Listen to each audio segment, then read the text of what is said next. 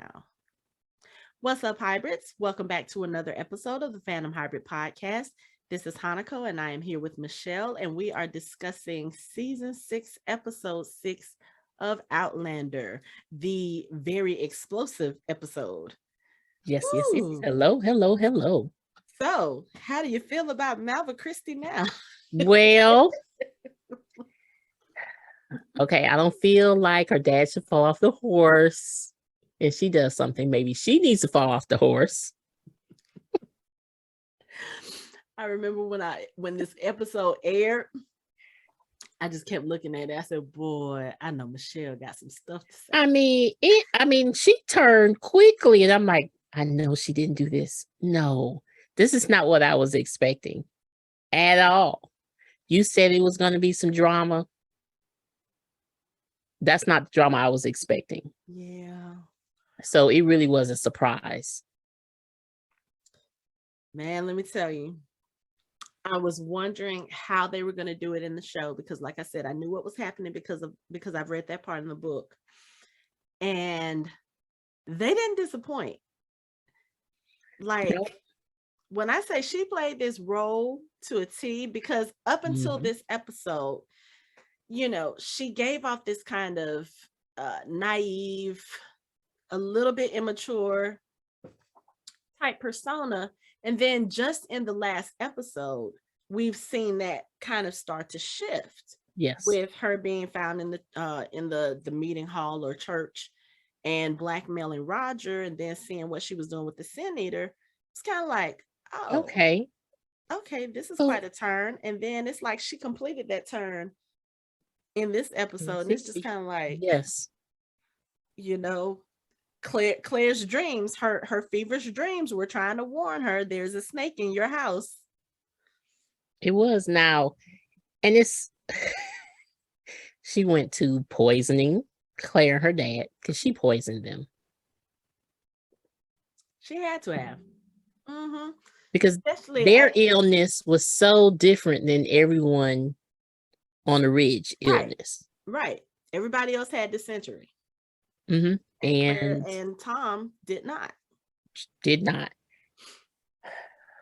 So let's talk about. I don't even know where to begin. Okay, let's start from the beginning. Let's start at the beginning. So when the episode comes on, Roger's preaching to the church. Like we said, we feel like this is going to be his this is his path. And so he's giving a sermon, and after the sermon, he realizes that Mr. and Mrs. McNeil weren't in church. He says, they've never missed a Sunday. So Claire's like, okay, well, we can go check on them later on. And she tells that to Brianna, and they decide to take Lizzie and Malva with them. Now, as they are approaching their cabin, first of all the crows should have told you something was wrong. Crows were just kind of all around the house. And then as they start walking towards the house, Lizzie says something about, oh, there's an awful smell. There's something dead nearby. I was like, that should have told y'all right then and there what y'all were about to walk into. But they approach the cabin, they open the door, and immediately, like, we hear the flies and everything, and you see them react. There's a horrible smell. No one was, I don't think at that point, dead yet. Maybe the one child on the bottom bunk may have been, but pretty much the whole family is sick, and they had the bloody flux, which basically they had bloody diarrhea, and they couldn't go for help. They were dehydrated. You have the father on the floor. You've got the mom on the bed. The baby's in the crib, and the two kids are in the bunk beds, and all of them are so weak, they can't even hold their heads up. So Claire and the other ladies, they're trying to get water into them. They're trying to, rouse them, get them back conscious. And it's really nothing much they can do. Like I said, I believe the one child that was on the bottom bunk was already dead because we never saw that child stir. The child in the upper bunk sat up. They're trying to get water too. And then Claire told him to lay back down because I guess she didn't want him to like overdo it before they could get water into him. And he dies while he's in the bed while Lizzie's trying to tend to him. Malva's trying to take care of the baby, and the baby dies. And once the mama realizes the baby has died, she literally dies like instantly. you know, Malva said she didn't want, she wasn't going to let her baby go without her. And then I'm assuming that the father eventually died too. We never actually see that, but you know, we've got this sickness and we're trying to figure out what's going on. And as we go further, we see there are a lot of deaths, you know, there's a lot of people dying. And right before that, Claire kind of figures out, she looks at a sample in the microscope and she figures out that it is dysentery. And you know, she tries to tell Malva and Jamie what might be the cause of it, and Malva is asking her normal questions like she always does, you know, trying to learn more. So is this, how does this spread? Is there something we can do? Can the penicillin cure it? And Claire is giving her all of these answers, but you know, once we find out what she does later on in the episode, I was like, oh, she really does pay attention now. She does. She's paying attention to everything. And then you kind of get the feeling when it was happening, like when she was figuring out what was causing this, like, do you think Malva was a part of this? Like, is the Sin Eater's body in the water now? Were you like thinking like something's going on and it's going to track back, you know, trace back to her? That's what I was thinking. But at the same time, I don't think Malva, even after this episode, I don't think she's evil. And I think those would have been the actions of an evil person. I think Malva found herself in a compromising position. And I feel like she was urged to do what she did by her brother. And I say that because when the Christies show up to Frasers Ridge and they go inside and, you know, Tom Christie announces, my daughter's found herself with child, and she won't name the man unless she's in your, you know, unless you're present. And when Claire asks her, so how far along are you? She's, you know, she's steadily looking down to the ground. And her brother kind of urges her. He comes up to her and he says, it'll be all right now. And he's steadily looking at Jamie while he's saying this. So I feel like either she confessed to him that Jamie was the one who did it and he was trying to get her to say it, or he may have told her, okay, like maybe he figured out that some boy on the ridge knocked her up, and it's somebody who of course is not as well off as Jamie, and maybe he was the one that was like, okay, you know what, but if you accuse him, he'll have to take care of you and you'll be set. I kind of feel like it was something like that, because the way that Alan was acting, like Tom Christie really did seem like he had no clue who Malva was going to accuse. But Alan, just the way that he was looking, and he was like, everything will be all right. And the way he was looking at Jamie, I was like, yeah. But let's back up now, because you're giving her a lot of credit. You're really nice to her today. Let's go back up. Let's back up from that scene. Okay, no, she may not be evil. However, she still caused her dad and Claire to be sick, which was the setup. Yeah. That's months before she said she was pregnant. I think a few weeks, but yeah, I believe she did that on purpose, because probably at that time she had already found herself to be pregnant. You think? And I think that she was trying to eliminate the two obstacles to Jamie. Now, again, I don't think she is in love with Jamie in that sense. I think she was looking at it like, if I accuse him, he'll have to take care of my baby. I don't know. I think she covets their relationship, because the way she was observing their, you know, interaction in the barn, and then how she was looking at their hand holding and closeness at church. And I think she wants a piece of that. Oh, yeah. Because especially when Claire was sick in the bed, she already was trying to take her place. Because she tried. She tried. The thing too, when Claire was sick and she was having a conversation with Jamie, she was talking about how much she admires Claire and how much she wants to be her, not be like her. She said, be her. Be her. Take her place. Like, yeah. So I think she she was trying to eliminate the Claire. obstacles. Right. And, I think her father probably, yes, he would have been an obstacle to that, but also too, I think she was just like, oh, okay, kill two birds with one stone. Yeah. So we're gonna But go I back. think she had a little guilt about it too, because of the way She tried to kill them because she didn't know how that was gonna turn out. Right. Other people were dying. Right. But they were also dying from something that was I know, worse. but she was mixing up her own thing. Yeah. Uh-oh. So yeah, but I think for her, like I said, I do think that she was trying to eliminate them, but I think in a sense, as far as Claire goes, I think she had a little bit of guilt about it. And not a lot. She probably had a little bit. Okay. Because she looked guilty once she saw how sick Claire was. Because I don't know if I feel like she was trying to kill them, like maybe not kill them outright. She probably wanted to be slow, but I don't think she realized that Claire was going to get as sick as she did. And you have to think about it. Claire is the one who taught her all of this stuff. Yeah. Claire, So what would her point be in doing that then? Maybe weaken her, maybe in a sense to put that idea in Claire's mind, like after the fact, like, oh, you're unattractive now, you're old, you're weak. He doesn't want you. He needs somebody young like me. Maybe it's just that. Maybe she really thought that once all of this came out, that Jamie would leave Claire and quote unquote do the right thing by her. But of course, we know that ain't Jamie's baby. It's not. I still think maybe she was trying to get rid of her dad and Claire. However, she thinks she's quick on her feet now. So it didn't work out. However, she said, let's cut her hair then instead too.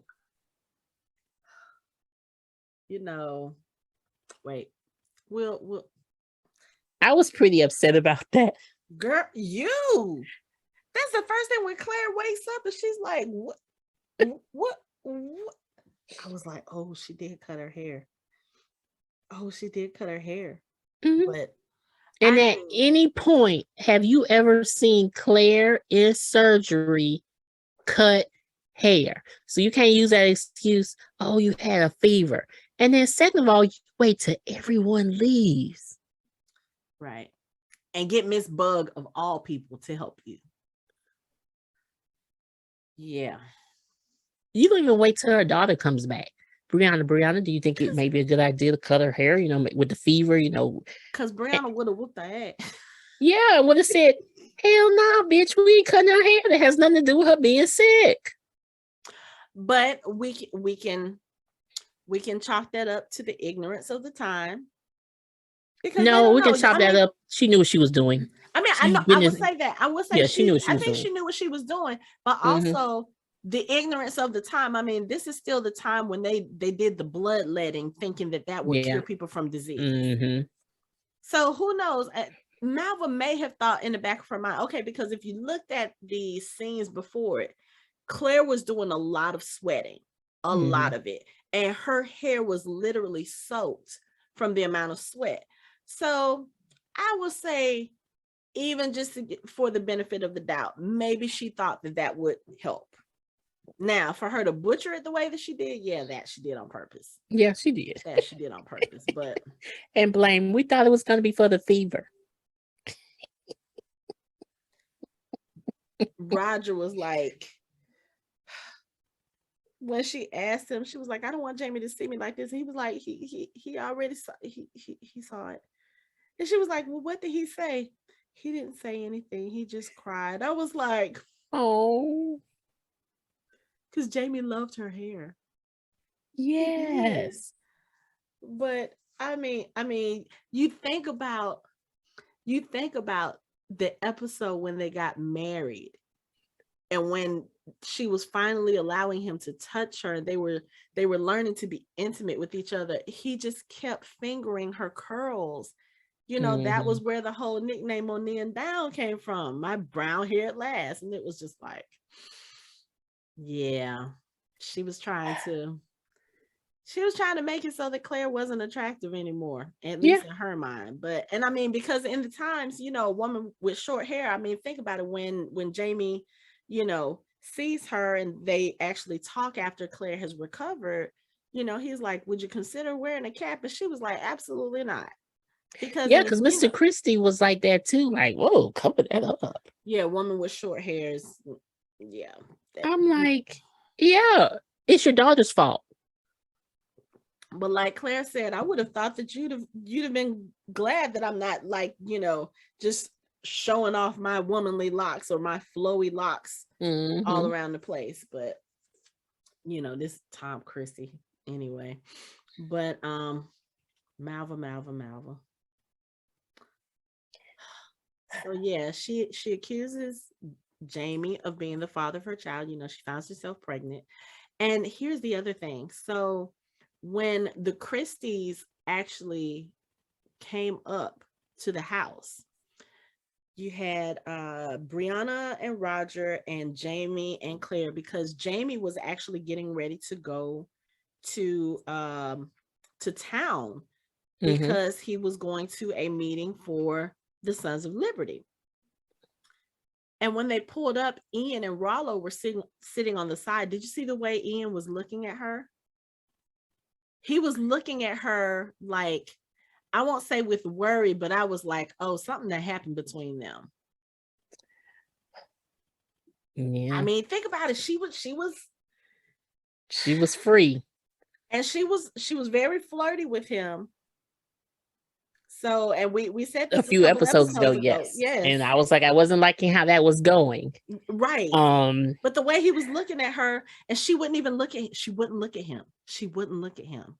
So I was like, okay, either something has happened between them, or she was, I don't know, maybe sending false signals to him, and he thought maybe they were coming to talk about him and her, you know, because back in that time, if something happened where a woman was deflowered by a boy or something like that, then the parents would come to the young man's house and be like, okay, he soiled right. her. So you would He has think, to marry okay, her. So I really thought that's, you know, well, I didn't think, but given, if I didn't know what was happening in the story, I would have looked at that and looked at Ian's expression and been like, oh, Ian's about to get hitched again. Because that was kind of how it was. But then the way she avoided his eyes, I was like, oh no, this is something else. Like, I felt like her and Ian may have been a thing. But of course, we saw her with Obadiah Henderson. There's no telling who else on the ridge you can't tell. with. I mean, who could it be? And at first watching the scene, I'm like, okay, she's pregnant. I still wasn't prepared for her to say it was Jamie. And I'm not liking what actually happened afterwards. Of course, Claire slaps her, but then you start questioning, and I'm confused. I don't know if it's because you're going through your own personal drama and you're self-medicating that you start questioning things after all we've been through. I want him to say, after all we have been through, you seriously think like that I'm gonna mess with a young lady while you are dying in bed? Not only that, okay. Yes, the argument kind of pissed me off, and once they kind of got to, I guess, the heart of it, we see that Claire believes Jamie. I think she was just, I think it was kind of sort of, if you look at it from Claire's point of view, thinking about the way Roger and Brianna were with the whole Amy thing. Like, it's not the fact that you think that he would do it, but the fact that he might have been in a position to where people could believe it. You know, Claire saw what she saw in her delirium, like he's standing at the window and Malva comes up and puts her hand on his back and he turns to her, but we don't really see what happens. Now, here's the thing about that, because the way that it happens in the books, Claire is at a point where she is almost dying. And the way that they describe it in the book is like her soul is leaving her body and she's going towards the light, and she happens to float over this scene where Jamie is in grief because he really feels like Claire is about to die and leave him. Yes, and Malva comes is up to comfort him, Mm-hmm. And in the book, Claire's soul sees Malva try to comfort Jamie, and she was like, oh, that won't do. And she goes back to her body, and that's when she revives. I really wanted to see it that way in this movie. I mean, in this show. Of course, that would have been, I guess, a little bit too, I don't know. We haven't dealt with ghosts except for in the very first episode when we see Jamie's ghost and Right. Claire. So I think it would have been a little bit too supernatural. Mm-hmm. So I like the way that they did it, but it does leave that scene open to interpretation, because did Claire really see that, or was that just something that she saw in her delirium? Right. And then after Malva is talking about it, she's thinking back to what she saw. And then you talk about, oh, all of this because I time traveled and my life. Snap out of it. Snap out of it. You know, Jamie. Not only that, let's go to this quote unquote confession that happens in this barn. Oh yeah, and then at first when he said, "I have to confess," I'm thinking, wait a second, I'm on your side. What the hell are you about to confess? Then he confesses to the whole thing that happened in the cave with, what was her name, Mary McNabb. Mm-hmm. Right before he turned himself in. Mm-hmm. That was 20-something years ago. When you knew Claire wasn't coming back. So here's the thing. I was like, okay, you know what? I love Jamie because he felt like that was something that weighed on his conscience, that he felt like I have to tell Claire this. But here's the thing. If that's what he's feeling guilty about, something that happened 20 years ago, we already know Jamie can probably count on one hand the number of sexual encounters he had the whole time that Claire was gone. Mm-hmm. His whole entire life.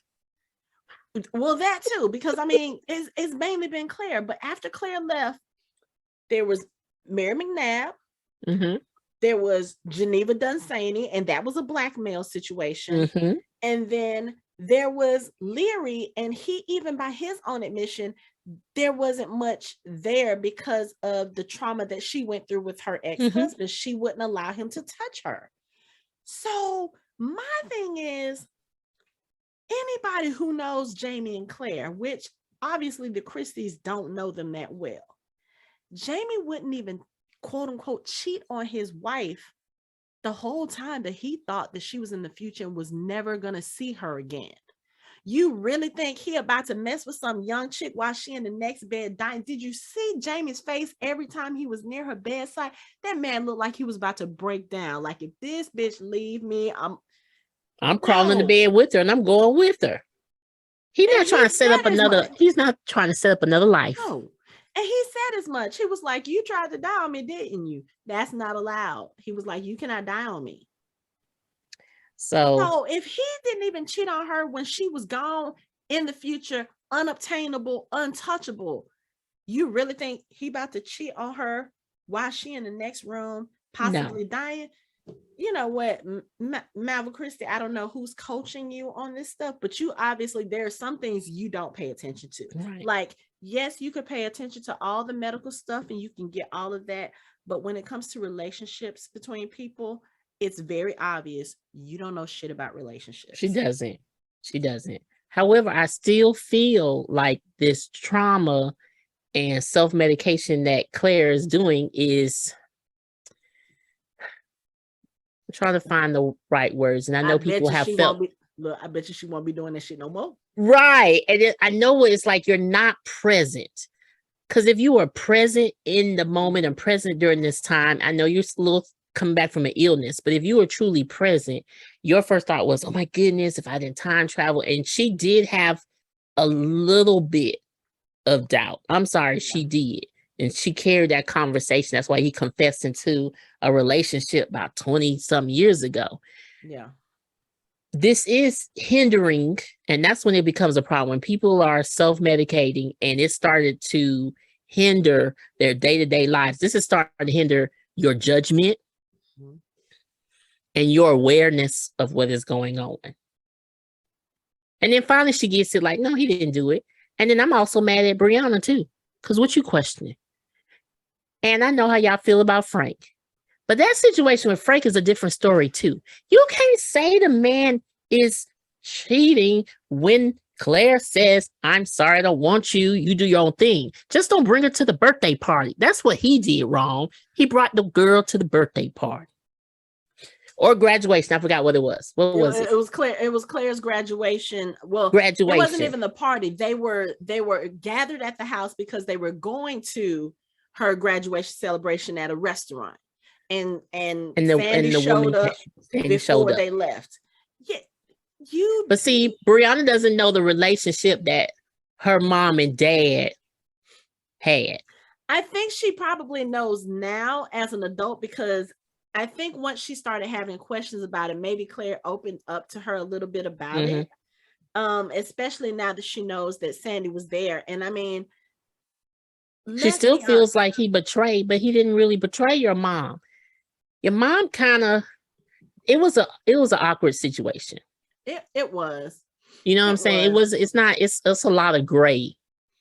There is, but at the same time, I feel like Claire tried with Frank. Okay, we said she tried. She did. She tried. He Frank, did a good job raising their daughter. Right.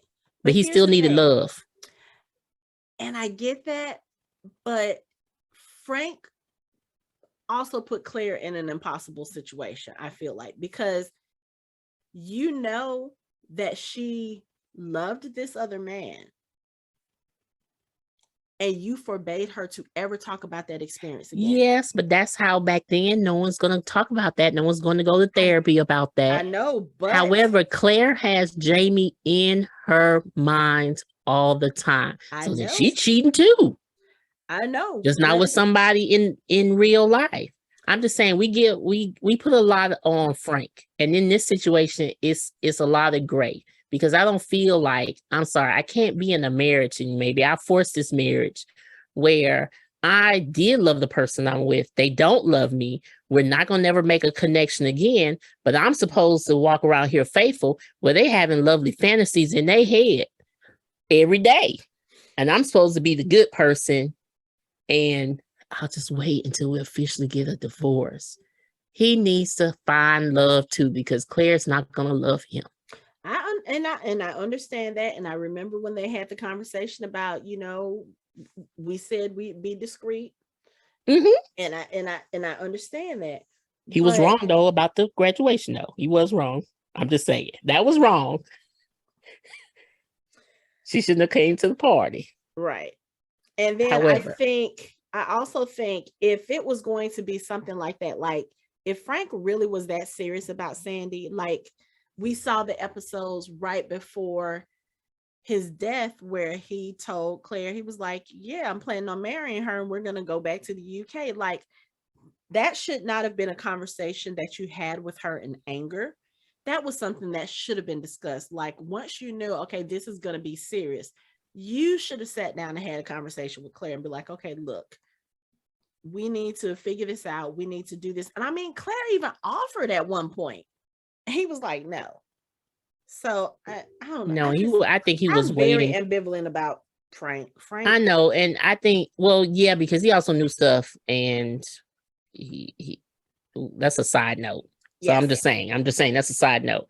However, I think he's just like every people when your kids go to college, then you realize, okay, now it's time. And I think he was waiting for her college and say, okay, now I'm gonna separate. We've done raising her. We let her decide who she want to hang out with most of the time and be done with. And I think that's what he was doing. Yeah. Just waiting.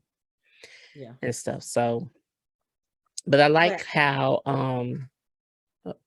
and I don't, you know what? I don't think Claire doubted Jamie, because I mean, I have it on in the background. Even, when he's coming to her and he's like, I'm not going to apologize for something that I didn't do. He said, but I don't know what to say, because even me trying to deny it has the stink of doubt around it.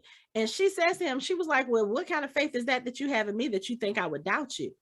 So I think at this point, it's more so emotions. And I think also too that, like you said, with Claire, I don't think she doubted that Jamie did it, but I think that maybe she's kind of questioning, because Jamie, again, we have talked about this before, the men in this show can be a little bit naive when it comes to the other sex.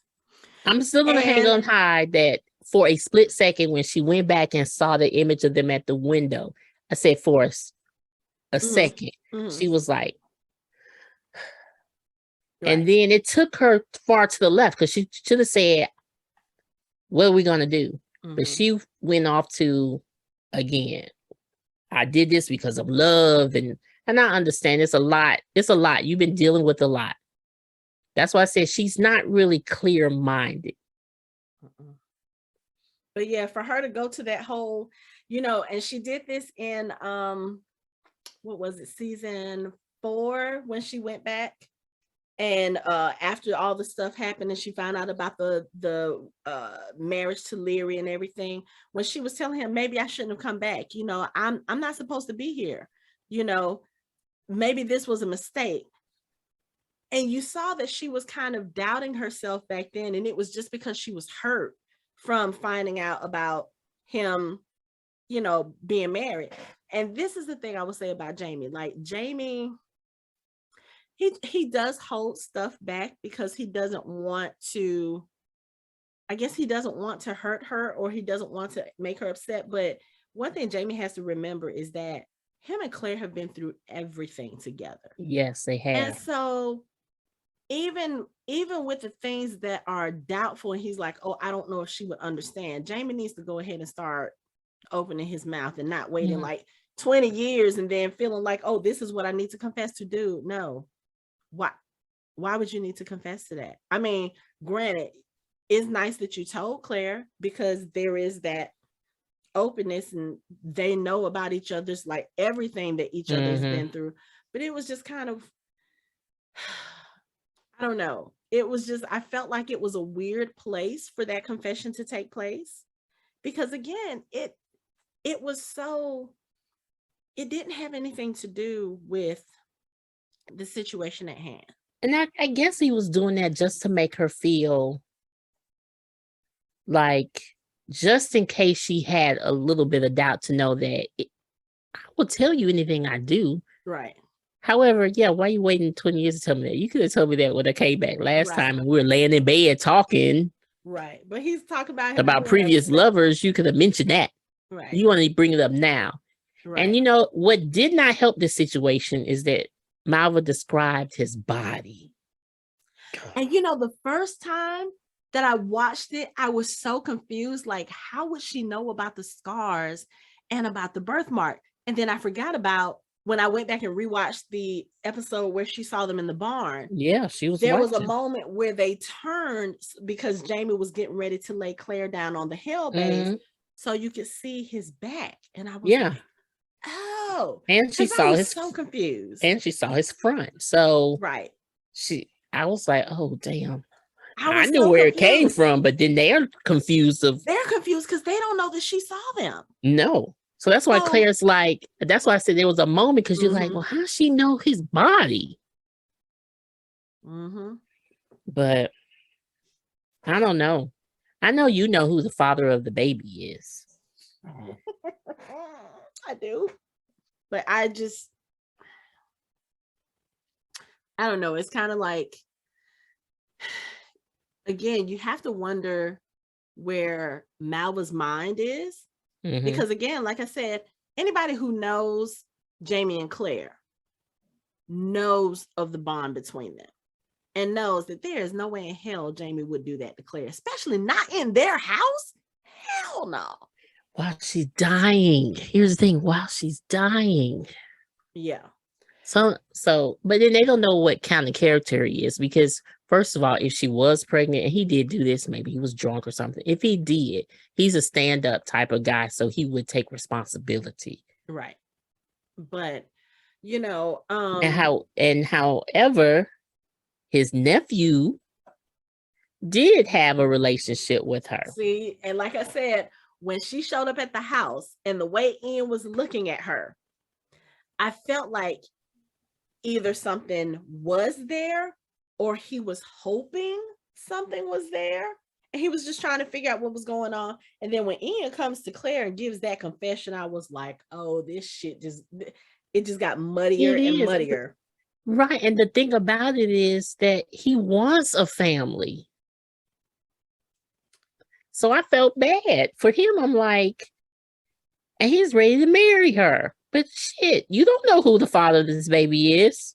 Because it could be anyone at this point. Man, let me tell you. And then the other thing too is Claire actually goes to Malva to try to talk to her, to try to figure out, like, what is your motivation? Like, why are you doing this?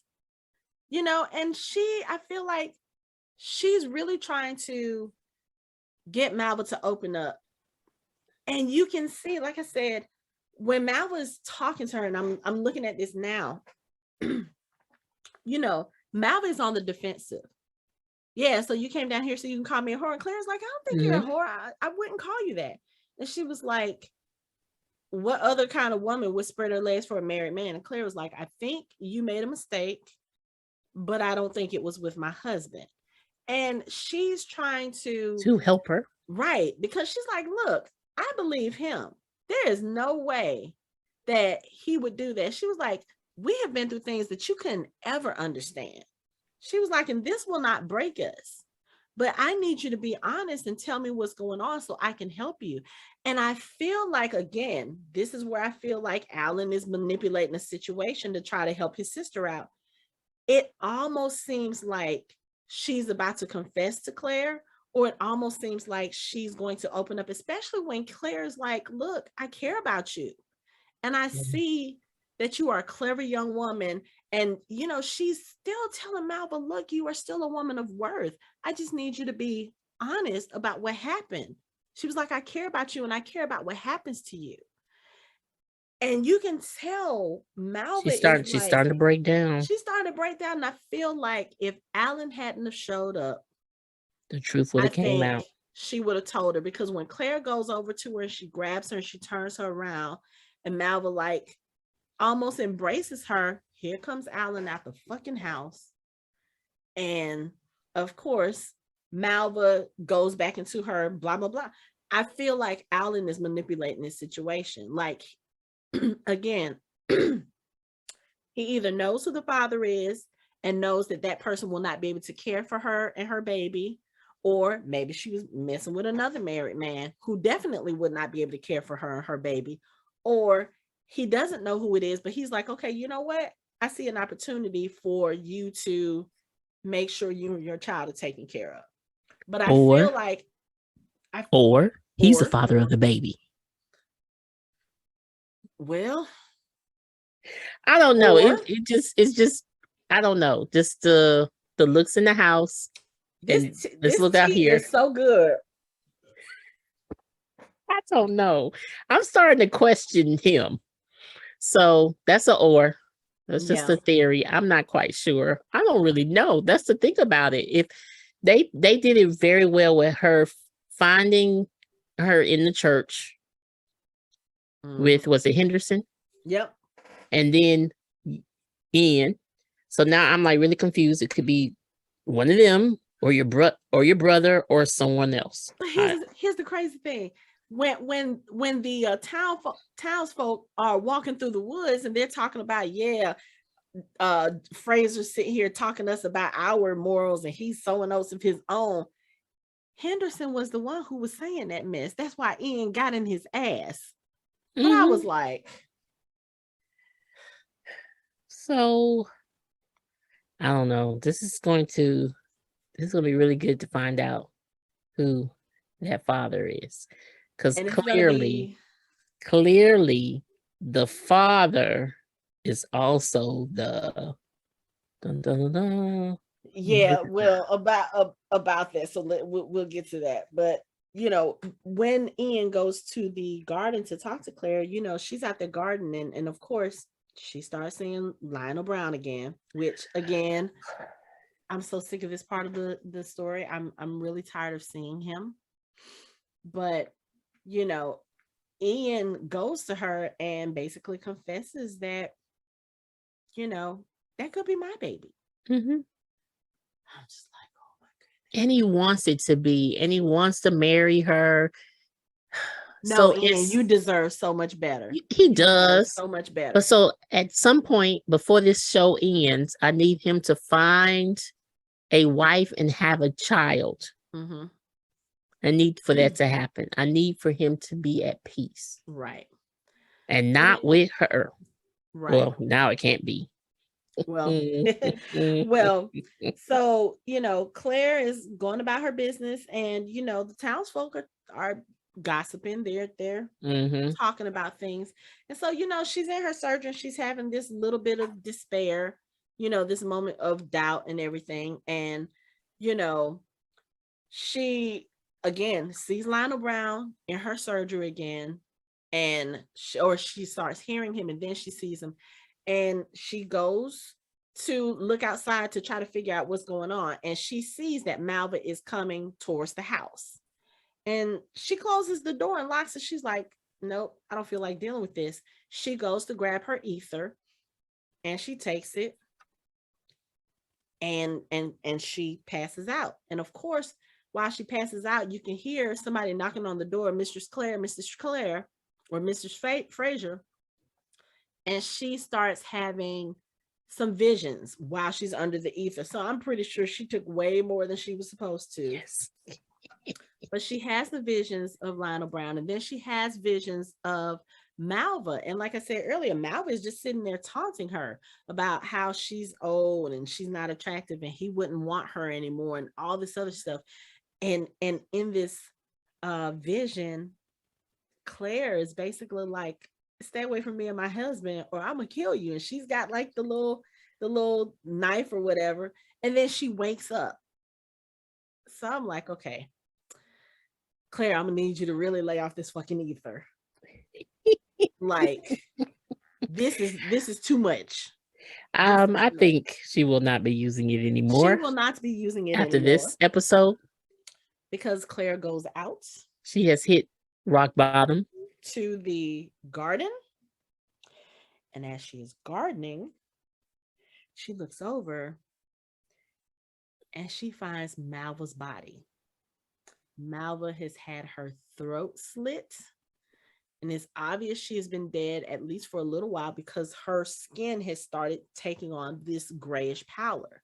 Mm-hmm. Now, Claire realizes there's nothing she can do for Malva, but she tries to save Malva's baby. And at this point, let me tell you, when I read this part in the books, I almost want to say, no, Claire, don't do it. Just let the baby die. Just let the baby die. I thought that too, because now here you go again. They don't know. Okay. They don't know about cesareans back then. They don't. So now it's like, here she go again. She's a witch. She has done this. Or not even that. Or she's upset that she murdered. She had to take the baby. She had to kill the baby. She had to kill the mom. Like, or she was going to kill Malva and take the baby and raise the baby as her own, which that makes no sense. Just let her live, deliver the baby, and then take the baby if that's what you're going to do. Right. And then kill her then. But, for everything that she did, I still don't think Malva deserved that. To die like this? No. Die like that. And I feel like she was probably, again, this is not too long after Claire had gone to speak to her. I feel like she was coming to the house maybe to confess to Claire that Jamie didn't father the child. And maybe she was going to confess to Claire who the father was. And I feel like that was probably the person who killed her. Yeah. They killed her to keep from the truth coming out. And for whatever reason, I don't know. Could it have been a married man who didn't want his family ruined? Probably. Yes. Could it have been Alan? Probably. I mean, that would be something I feel like that would be worth killing over. Right. And the thing about it, she looked like she was upset when she was coming from the barn. So she could have just had an interaction with that person. And it was like her safe space is Claire. But then Claire, again, not being present for the moment, judgment a little clouded. Yeah. Because all you could have did was just close the door. When she knocked on the door, say, I don't want to talk to you. Mm-hmm. But instead, you drug yourself where you are passed out. And now? Again, this episode, it was like a roller coaster. The twists and turns The surprise ending. I wasn't expecting her to die at the end of the episode. Yeah. I wasn't expecting her to die at all. Yeah. And like I said, I I'm thought we were looking going to at it play this now. out. And then Yeah. she has the baby, and you realize, oh, that can't be his baby. That belongs to that gentleman. Oh, but So, and now the drama of just the consequences of her saying it. And now she's dead. She can't really speak her truth anymore. That no. Jamie can't be a representative because he was going to, what was he doing again? He was going to He was going to be a speak in front of the Sons of Liberty. No, I think they were going to choose delegates to go to delegates. He wasn't going. Yeah, to he go to wasn't the going to be one. Continental Congress. And he can't be one now because of the scandal. Yep.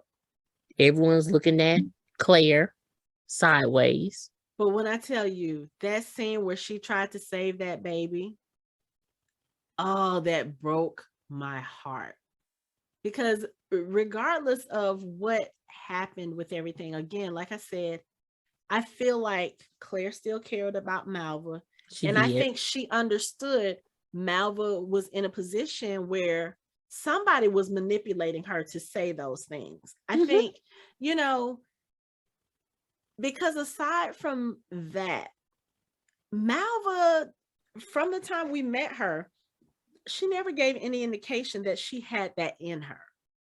I feel like somebody was manipulating her, and it could have been whoever is the father of the baby, or maybe it just got to that point where once she started having fun and she realized the joy of sex, and like we said, we don't know how many men on the ridge she was sleeping with. We know Obadiah Henderson, we know Ian,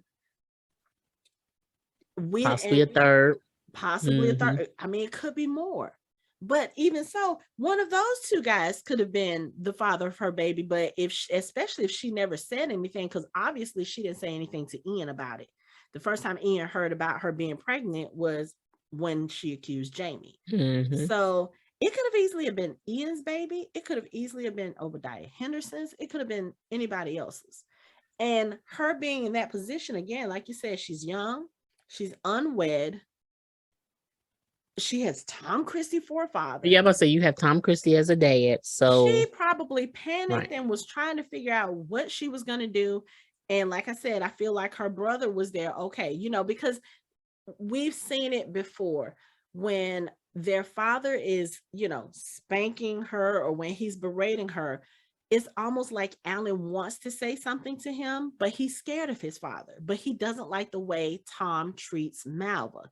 So maybe in this instance, he was like, okay, you know what? I haven't been able to protect her before. I'm going to protect her now. This is what you need to do to make sure you and the child are taken care of. I really feel like he was kind of manipulating a lot of that, because I don't think Malva really had that in her up until this point. Right. And then what's interesting is that Tom Christie has been very quiet this episode and handled it quite differently than I thought he would handle it. Maybe in the book he was a little bit more outspoken, but here he was just very quiet. It seems like you're right. Alan said a lot more. You know what? I don't remember his reaction in the book, but I feel like in this episode, he was still just getting over being sick. Remember, him and Claire both had the sickness at the same time, and Claire was not even 100%, at this point. But also, I think too, if you think about Tom Christie and his attitude towards Malva, he probably wasn't surprised, because remember, he keeps saying, he kept referring to her, oh, are you going to be like your evil mother, or that sort of thing. Yeah. And remember the suspicion that we have that Malva is not really his child. And in the books, she's not. She's his brother's child, and the mama killed the brother, So I feel like he probably wasn't surprised. And it was just to the point where he was probably like, everything that I tried to do to make sure that she didn't end up like her mother, and she ended up like her mother. Yeah. I feel There's like that was nothing I that can kind do of now. resignedness. And then Mm-hmm. once she said it was Jamie, I'm going to be honest. I feel like maybe Tom Christie also knew that that wasn't the case, because he's known Jamie since the Culloden days, since the Jacobite days. Mm-hmm. And He knows regardless his of whether, character too. He knows his right, character and too. regardless So of whether or not he likes Jamie, he knows that Jamie is an honorable man. He has said that before. mm-hmm. He So knows he the way knows. Jamie conducts himself. He knows that Jamie would never put himself in a position like that. And not only that, he knows that Jamie would never bring that kind of shame to Claire. Mm-hmm. So I feel like he was being silent because maybe he knew that that wasn't the truth. But again, he didn't know who she was going to name until they got there to the house. Right. And then once she named him, what can you do then? Are you going to stand And in then front of other people? details. Right. And then And are details you going about to his stand body. there in front of those people and call your daughter a liar? No. He's not going to do that. And then he knows that Jamie will take care of her. Because at this point, he's the named dad. Jamie ain't taking care of shit. He better not.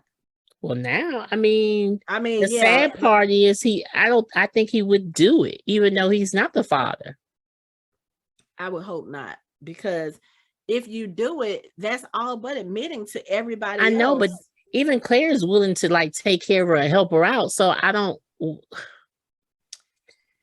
But we'll never know now, because no, we wouldn't, because that was solved. That was dead. I wasn't expecting her death to come this quickly. Like, I wasn't expecting it.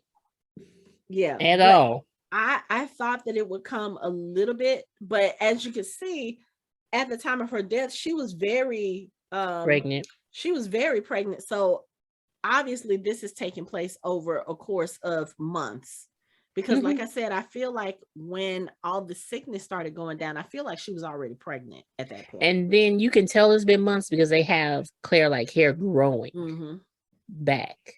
So I don't know. Now we have to deal with everyone thinking that Claire killed her. I mean, it's in her garden in front of her surgery.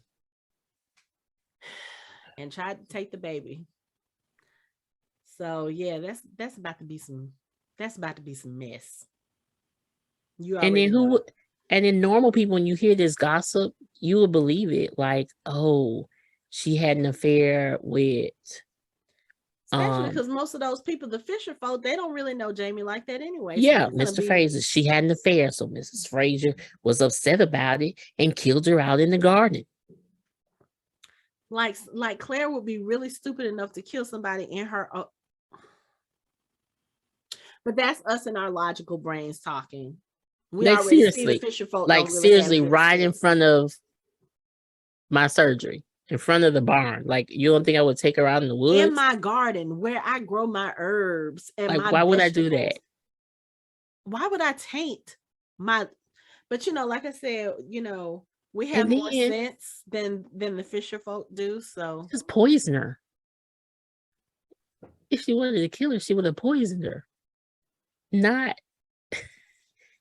Yeah, somebody, the way that her throat was slit, I feel like that was a crime of passion.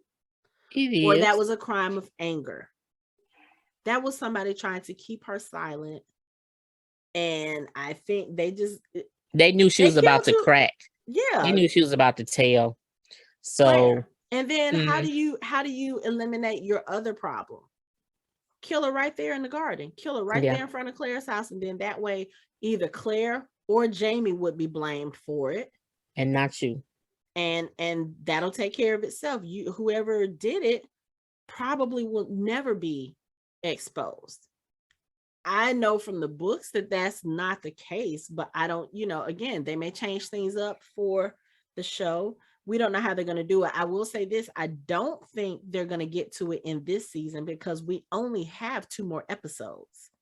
I don't think they're going to find out the truth in this season because I think that was kind of a process in the book. Was it? Okay. So I have a feeling that's going to come next season, especially since season 7 is going to be extended. I think we're getting 17 episodes next season. So most likely we'll get that reveal then. But again, what was it that we just said it? I just edited our last episode earlier last night. What was it that we said? Jamie and Claire, they be going through some shit. Yes. And it told you that when that storm was coming over the ridge, it's telling you. Some stuff's about to go And down. that's that would be also another reason why she would, after that slight little doubt, and she was going off about if I didn't travel because of our love, this is because of so much. It is so much. It's like we don't have, everything is always an obstacle. It's always a speed bump. I always talk about speed bumps with people. It's always a speed bump. It's like we just can't have any just peaceful moments. Our life is just always something. Right. Maybe it wouldn't have been that way if I just didn't love you and I didn't travel back and things like that. But at the same time, you got to think about it. It's worth it. Yeah, because I was going to say, if Claire, and I know she was upset, and a lot of times when we're upset, we focus more on the negative. But if you think about it, in comparison to the bad stuff, they've had a lot of good stuff happen. They have, and so, in a full life. You know, a love that some people will never, ever get. Right. Like she came back for him and found him. Right. And he loves you the same way you love him.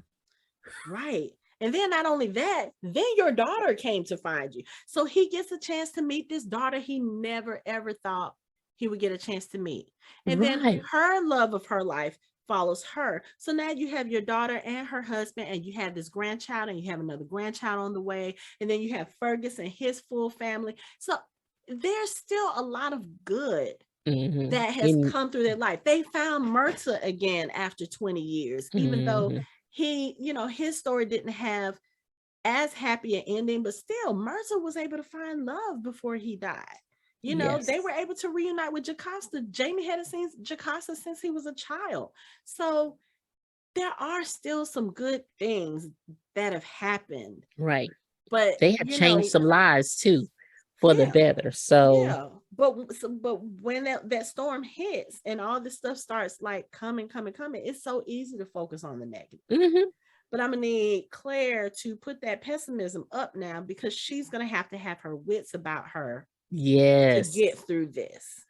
Because if you continue, right, and if she continues on this path and you're not present, they do good when they work together. Right. Jamie and Claire, and you can't be numb in the situation. So I need you to leave this fucking ether alone. Right. Kind of get out of it, because you have things being thrown your way and you're a little sluggish. Yep. I need you to be on your A game. So, and she's going to have to be now. She has no choice. And I feel like she's going to have to tell Jamie. She's going to have to, because that's the only way. Jamie is going to be the one that's going to hold her accountable. So I feel like she has to tell him at this point, especially after what just happened, because I know Jamie is going to know that she didn't do it, but Claire, Claire's going to have some guilt about it. And think about it. At this point, she doesn't know if she did it because she was under the ether. Remember, she had the dream that she threatened Malva, and she had the little scalpel in her hand, and then Malva's throat is slit. So maybe at this point she doesn't know either. Oh shit, did I do this while I was under? You don't know. But of course your hands are clean when you walk out the house. You have no blood on your dress. But she's probably not going to be thinking rationally, because she's not. You're going through shock. This person who you literally took in under your wing, regardless of what's happened the last few months, Malva was close. She was close to Malva. I think had that relationship not fractured in that way, that Malva pretty much killed it, Claire probably would have grown to think of Malva like an additional daughter. So, that's a bit of a shock. And then the fact that she's pregnant and now this baby is also gone, this innocent baby who didn't ask for any of this. but now that child is gone too. Claire's about to have a whole bunch of guilt. She always Yeah. has guilt when she loses someone, and even though this was something that That she she could couldn't have control, helped. Well, she could yeah, have, because if if she had she opened did the not, door, if she opened the door, even open the door and say, "Hey, I don't want to talk to you," because it could have deterred whoever was after whoever was Malva. behind. Or Malva could have been like, hey, somebody's coming after me, or I'm scared. Can you please let me in? I need to talk. Because I don't think Claire would have turned her away. If she would have seen that Malva was scared, or that Malva, or that it seemed like Malva was about to confess something or just wanted to talk, She would I let her really in. don't think Claire would have turned her away, because again, Claire was getting through to her when she was talking to her at her house until Alan walked out the house.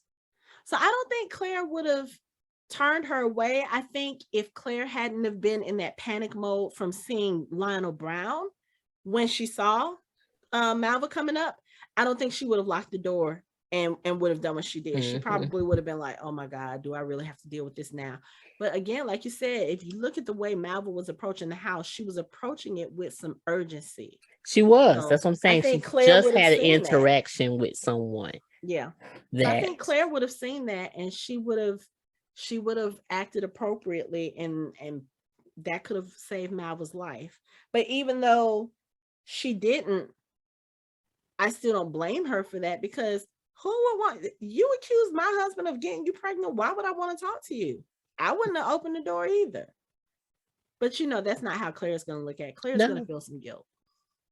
So, And the thing about it, and if people knew who Claire was, she would never hurt anyone, like, at all. She don't believe in hurting anyone.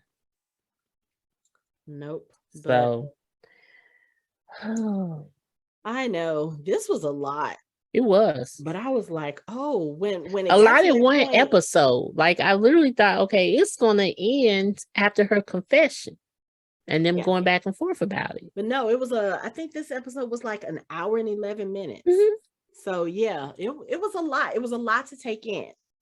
Because at first I thought the sickness storyline was gonna last a little bit longer.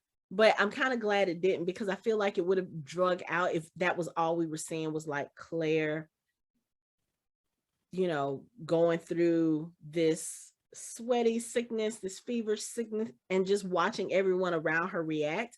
That would have drug on. I would have been like, okay, y'all could right. I mean, it was the pace was great. They just had a lot. But then in one episode. Once that happened, it's like everything took off. It was a lot in one episode. Yeah. However, we're going to give our honorable mention to the funniest moment when she asked Tom Christie for a sample of his fecal matter, so she could try to figure out was like, "Get out, get out! I'll walk you home. Get out."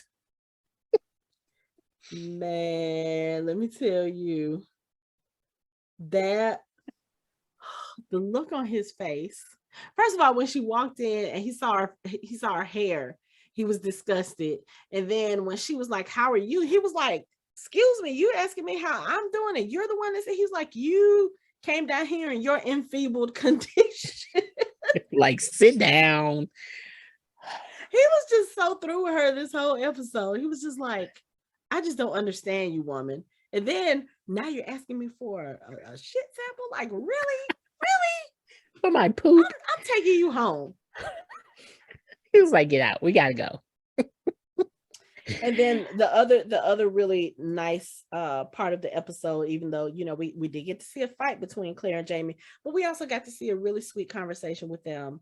At that night when she's sleeping and Jamie is on the he's on the floor because he doesn't want to disturb her sleep, and they talk about when they went to collect the rents in first season, and she was out there and he was sleeping outside her door. So they had some good conversation, and it was it was fun. They were talking about their attributes and why do you love me, and just to see them have that kind of connection still, and to have some fun and serious moments. I love that. I always love that with them too, because again, Jamie Fraser speaks like no other man I know. You know, when Yeah. he's talking to Claire about how much he loves her, and he's even talking to her about death, like the way, like, you can't leave me. He was like, you know, what was it that he said? He was talking about the sun, and he said something about, I used to love watching the sun go up and down, you know, day and night, because when I was in the cave and when I was in the arts mirror, that let me know that the world was going about its business and that things were, you know, the way they were supposed to be. He was like, and that's how I feel when I hear you fluttering about your surgery, you know, talking to yourself or cursing at yourself. He said that that's my son. And he was like, if you were no longer here, the sun wouldn't rise and set for me anymore. And I'm just like, I know. I know. So that's what I'm saying. Like I said a couple of episodes ago, when it's the end, they need to go out the Notebook style and they die together in the bed of yeah, old age. because I don't see I how can't that. see, I don't see Mm-mm. how they either would carry on. Right, because we almost saw it last season with Jamie with the rattlesnake bite, how he almost died, and Claire Mm. was like, you tried to leave me. Like, literally, Jamie's heart almost stopped beating, and she had to kind of finesse him back to life. But you know, it's like they both have been on the brink of death, and I think both of them now, especially in this episode, Jamie was probably looking like, oh, so this is how she felt when I almost died from the rattlesnake, because he Mhm. wanted to die. Remember, he was like, no, I would rather die than you cut my leg off, you know, because he didn't want to be an invalid or a cripple. He would rather die, and couldn't understand why Claire was like, you cannot do that. I bet you Mhm. he knows it now, because she was almost there, and you can see it. Like I said, you can see it on his face. He was devastated. He was so worried Claire was not going to make it from this, and he was like, never again. You cannot die and leave me. That's not. And she was like, I'm not going to do that. That's not going to happen. And I mean, Brianna even said, she was like, excuse me, I need you. You cannot go anywhere. You are not allowed to Yeah. scare us like that again. So Because if they you got to think go about out it, together.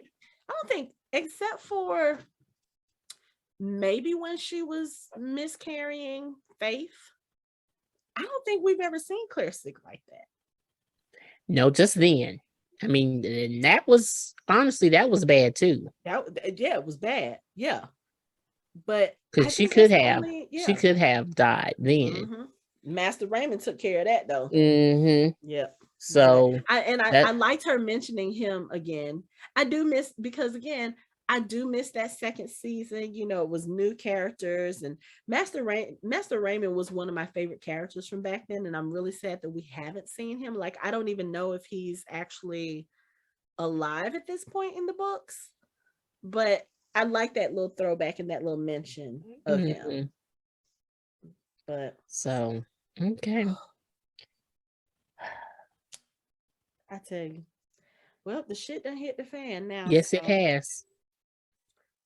we just got to see And how. and now we just have to watch it hit the walls Right. See which way the and wind is how going to blow. yeah, how it dries. So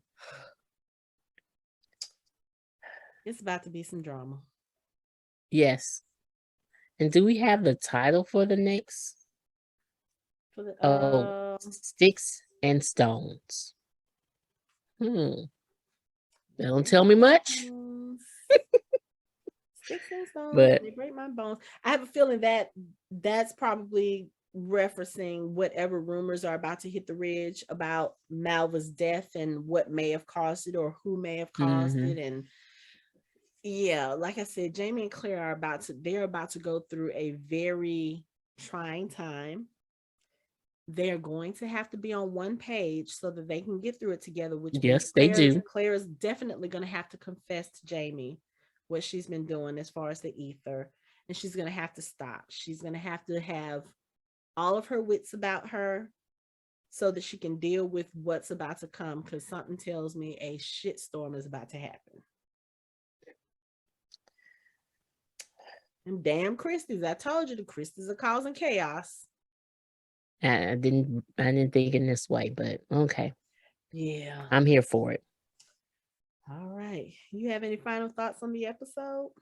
No, just speechless. That's all. Yeah. So I guess we'll see what happens Mm-hmm. afterwards. But for now, that's it for our show.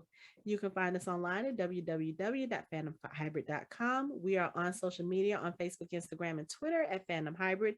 You can watch our videos on our YouTube channel and listen to us on all major podcast streaming platforms. Thanks for listening. We hope you join the conversation next time.